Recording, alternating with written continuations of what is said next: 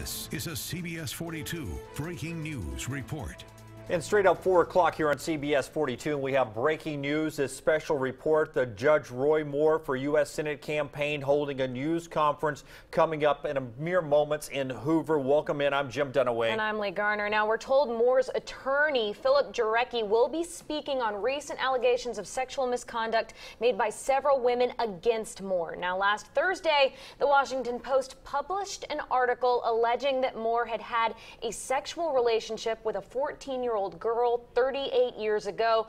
That same report also alleges that he dated 3 other teenage girls. One of those women, Lee Korfman, claims that Moore made inappropriate advances and had sexual contact with her back in 1979 when she was just 14 years old. And then again on Monday, a 5th woman came forward. Beverly Young Nelson, seen here, now 55 years old, recalled the alleged encounter with Moore when she was just 16. Represented by attorney Gloria Allred, Nelson talked about when she was a waitress at a restaurant in Etowah County, which Moore was a regular back then. So that's been a story that's been building up. We're waiting on a news conference now, and they're making their way to the podium out in Hoover. Let's listen in to this news conference in the latest chapter in the Roy Moore race for the U.S. Senate. Thank you all for joining us today. As you know, Judge Moore has been falsely accused of some things that he did not do 40 years ago. This is a campaign, so you can expect most anything to come out, but, you know, we can't just stand by idly and let false charges go without some answering. We've had a lot of people tell us different things about some of these stories, and we're checking them all out. But one thing I can tell you is we do have some information that we're going to share with you today, and we know that you're going to share it with those folks that you're communicating with about some of these charges. I am Bill Armistead, chairman of the campaign for Judge Moore, and I want to introduce to you Philip Jarecki, who coincidentally was chairman of Judge Moore's campaign for Chief Justice back in 2000. That's right. He's an attorney, and he is representing us in this case, and I'd like now to turn this over to Mr. Jarecki, and he'll make some comments. Thank you, Bill. Thank you, Philip. Appreciate y'all being here today. This is very important. Of course, there have been some serious allegations, and we really appreciate the media and what you guys do to help get the word out and spread the truth. Just as an aside, I've known Judge Moore for 24 years. When these allegations came out within the last week, it was incredibly painful for him, for his wife, his mom, his daughter, grandchildren. You know, in these types of cases, there's always someone who's alleging and the other person. And in those cases, when it's true, it's horrible for the person making the allegations. But when the allegations are made and it's not true, it's also horrible for the person who those allegations are directed against. Back in 2000 that Judge Moore asked me to be his campaign manager, campaign chairman, and it was one of the greatest honors and remains today and always will be one of the greatest honors of my life. During that time and afterwards, he asked me to be his attorney, and I was one of the attorneys that represented him in the 10 Commandments case, and as you know, there have been some other cases over the last 20 years. And I've traveled with Judge Moore all over the state, different states across the nation. I've been with him in probably over 100 different meetings and been around probably in excess of 10,000 different ladies in Judge Moore's presence. And not once, not one time have I ever seen him act even remotely inappropriate against any woman, toward any woman. Not when they were walking away, not when he and I were in private afterwards. That's the man that I know and that I've known for the last 24 years. Now, the allegations that have come out, I hope you understand, it takes time to work through this. We don't have a $20 million budget as a campaign. It takes time, and we want to be correct. We want to make sure that when we say something, it's proper, okay? So we're still working through some things, but there are some things that you need to know and that we want to make you aware of. During the press conference that Ms. Nelson and Gloria Allred had on Monday, they both said that Ms. Nelson, after the allegations, had never seen nor had any contact with Judge Moore. As it turns out, in 1999, Ms. Nelson filed a divorce action against her then husband, Mr. Harris. Guess who that case was before? It was filed in Etowah County, and the judge assigned was Roy S. Moore, Circuit Judge of Etowah County. There was contact. Judge Moore signed an order in that case as well, and we'll talk about that in a minute. We've also had a handwriting expert looking at the evidence that was submitted. You may remember on Monday, Ms. Nelson and Ms. Allred, in support, really the only piece of evidence they had in addition to the allegations was a yearbook where they claimed that it had been signed. And they said very specifically, look back at what they said. Everything on that page they said was written by Judge Moore. Now, Judge Moore not only has denied everything she said before, but now flatly denies that. And he says it's not true. We have a handwriting expert, pardon me, that's looking at those. But here's the problem. A handwriting expert can't look at a copy on the internet, right? They've got to look at an original. So right now, Trent Garman, our attorney, has sent a letter, or is sending a letter to Gloria Allred demanding that the yearbook be released. We'll send it to a neutral custodian who'll keep chain of custody, and our professional expert will examine it, and we'll find out, is it genuine or is it a fraud? There are a couple things also that you need to know. I'm not going to go into everything that's on that paper because, again, we need to have our handwriting expert draw some conclusions. I'm not going to draw them today, and I'm not going to make any allegations that we can't support with an expert. There are a couple things that you need to look at. Look at the 1977 after Merry Christmas. Look at those two sevens. And then look below at the 77. And I want to ask you, do you think it was written by the same person? I want you to look at Old Hickory House, which they say Judge Moore wrote. Judge Moore says there's no way in the world that's his handwriting. And I want you to look at it. Look at some other writing of his and make your own determination. That's what our expert will be doing. But for now, I'm asking you all to take a look. Use your judgment. And then finally, after Judge Moore's signature, it has the initials capital D period, A period. Remember I told you about that 99 divorce action. Judge Moore looked at that DA after his signature, which they allege was because he was the district attorney. Well, he wasn't. He was the assistant district attorney. But Judge Moore says he can't ever remember ever signing his name with DA after it, but he had seen it before. You know where he had seen it?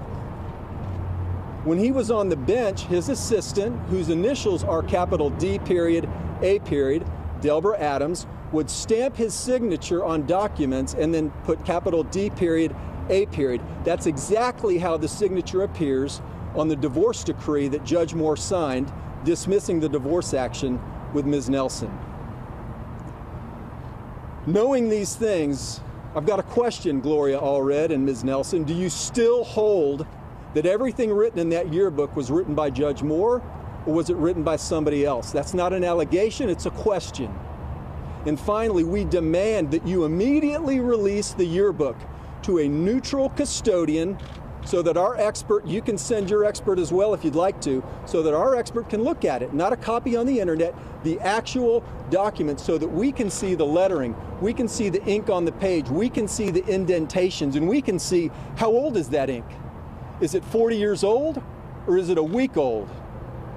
Release the yearbook so that we can determine, is it genuine or is it a fraud? Thank you very much. Mr. Jareggi, what do you say to the I have some information I'll be happy to pass out to you guys.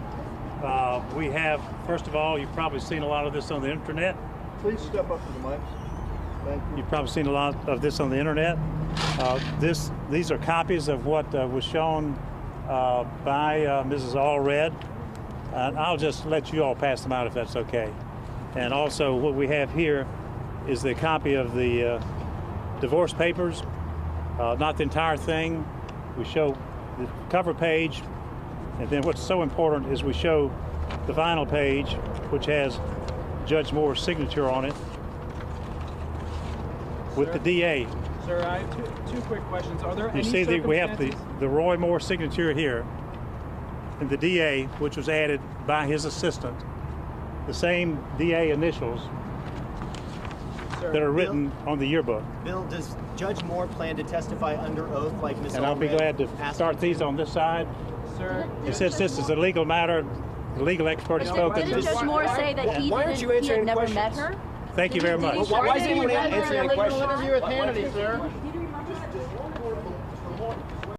Okay, that's Bill Armistead there walking away. He's in charge of Judge Roy Moore's campaign. We heard from the attorney there, and this was sort of laying down the gauntlet from the news conference we saw earlier this week. Absolutely. Some demands that were made when it comes to the yearbook. Gloria Allred, them asking they want their handwriting expert to actually be able to see this yearbook, to examine it in person. But right now, again, to recap, they're asking the public to take a look at what they are able to see online, asking whether or not the public believes that these handwriting samples between what you see in the yearbook and Judge Roy Moore, whether or not they actually match. Also asking Gloria Allred and Miss Nelson, do you still hold with everything that was written in that yearbook that it was actually written by Judge Roy Moore? And you heard the lawyer there who has a long history with Roy Moore, Philip Jareggi, talking about how painful this has been for Roy Moore's family and how he has personally spent a number of years and time around Roy Moore and around, as he put it, quote, ladies,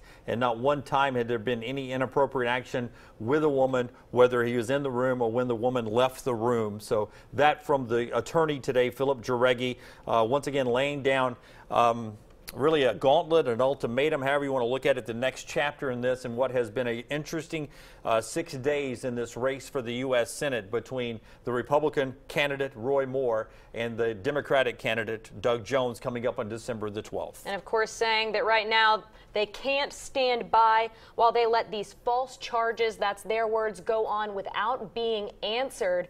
We're going to go to Jack Royer right now. He is our reporter on the scene at this press conference. Jack, what can you tell us? Well, Lee, we just saw from the attorney who has clearly been with Roy Moore for quite a long time. We heard him outline a bit of his career. He joined Roy Moore as a campaign manager in 2000, later becoming his attorney, a position he's continued to hold for the years in between then and now. What we just heard was him nitpick that handwriting specifically on the yearbook, the first piece of physical evidence we've seen in any of these claims, be it the Washington Post article or the claims just 2 days ago by Beverly Young Nelson. He said specifically the reason that DA was written behind Roy Moore's name was because that was how one of Moore's legal assistants would sign a name to indicate that he had signed it on behalf of Judge Moore. Again, he insisted it was not an allegation, but just a question that he wanted to ask of this accuser as to whether or not this signature was legitimate. So he again stated he wasn't alleging this, but just wanted to pose that question to the members of the media and the people at home. He also said specifically, look at the sevens, and that the sevens in 1977 as signed by that is not Roy Moore's signature at all. So they made some claims today. They doubled down on their defense that none of this is true whatsoever. And a man who has been a Roy Moore loyalist as an attorney and former campaign manager speaking to the media today alongside Chairman Bill Armistead. Neither of them took questions, and you may have seen me and several other reporters here following them off to try and get them to answer some of these questions. But a similar defense as we've seen from this campaign this entire time, saying this is an open legal matter and therefore they don't want to discuss it, yet they do have a press conference here to talk some of these things. What they passed out to the media was simply a printed copy of a Business Insider article that has a picture on the front, albeit in black and white, printed from an office computer. It's just a Business Insider article alleging that this handwriting may not be accurate, may not be legitimate as Roy Moore's signature. And let's look at the date here. This was printed just today, just a few hours ago. This says at 3:30 p.m.